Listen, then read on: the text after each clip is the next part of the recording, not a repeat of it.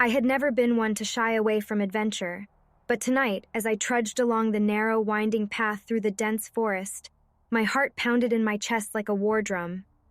The moon, hidden behind a thick blanket of clouds, offered little comfort, casting eerie shadows across the gnarled tree trunks. With each step, the crunching of leaves beneath my feet seemed to echo ominously through the silent woods.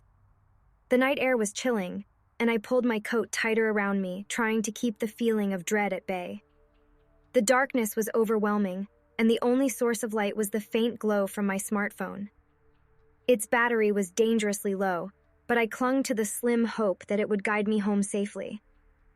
I walked briskly, my eyes darting from one shadow to another, anticipating something lurking, waiting for me. I scolded myself for choosing this shortcut through the forest, but it would save me at least half an hour of walking, and I was in a hurry to get back home. As I continued my uneasy journey, the trees seemed to grow thicker, and the forest canopy appeared to close in on me. A chilling wind rustled the leaves, creating eerie whispers that sent shivers down my spine. I couldn't shake the feeling that I was being watched, followed by unseen eyes. My heart skipped a beat as the shadows appeared to move, their shapes twisting and contorting in bizarre ways. I tried to convince myself that it was just my imagination playing tricks on me, but the rustling leaves and whispering voices grew louder, and I couldn't ignore them any longer. Panic began to set in, and I quickened my pace, stumbling over roots and rocks in my haste. Out of the corner of my eye, I caught a glimpse of something darting between the trees. My breath caught in my throat, and I froze, hoping that I had only imagined it. But there it was again, a fleeting figure just beyond the reach of my phone's dim light. I called out, trying to sound brave. "Who's there? Show yourself!"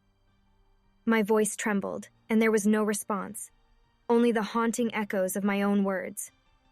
My heart pounded in my ears, and I felt the suffocating grip of fear tightening around my chest. With a deep breath, I summoned the courage to keep walking.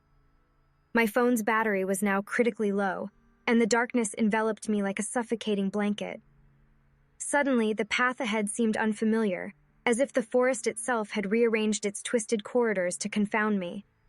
As I stumbled along the uneven ground, a gut-wrenching sensation washed over me, as though I had stepped into another realm, a place where the living were not welcome. My ears rang with strange noises, a symphony of whispers, laughter, and distant cries, all twisted into an unholy chorus that sent shivers down my spine. In a moment of desperation, I called a friend for help, but the call couldn't connect. The forest seemed to swallow any attempt at communication with the outside world. I was utterly alone, trapped in a nightmare of my own making.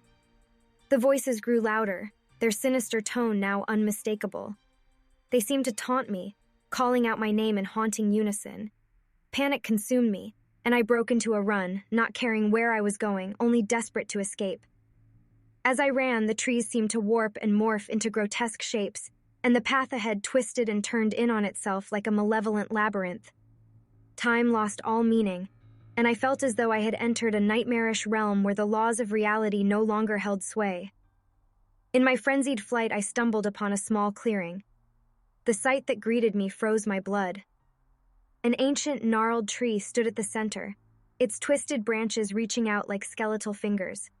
Hanging from those branches were tattered remnants of clothing, swaying eerily in the wind. I couldn't tear my eyes away, and a dreadful realization washed over me. The forest was hungry, and it demanded sacrifice. I had trespassed into a realm of malevolence, and now it hungered for my fear, my despair, my very soul. With every ounce of strength left in me, I turned and ran in the opposite direction, uncaring of the path I took. The whispers pursued me, relentless and tormenting, urging me to surrender to the shadows. Just when I thought all hope was lost, a distant glimmer of light pierced through the darkness. With renewed determination, I followed it, pushing through the dense undergrowth until I emerged from the suffocating forest. The moment my feet touched familiar ground, the whispers ceased, and the haunting noises were replaced by the chirping of crickets and the gentle rustling of leaves in the wind. I collapsed on the grass, gasping for breath, grateful to have escaped the clutches of that sinister forest. To this day, I dare not speak of what I experienced in those haunted woods. I am haunted by the memories of that night, and the chilling whispers still echo in my mind, a constant reminder of the darkness that lurks just beyond the safety.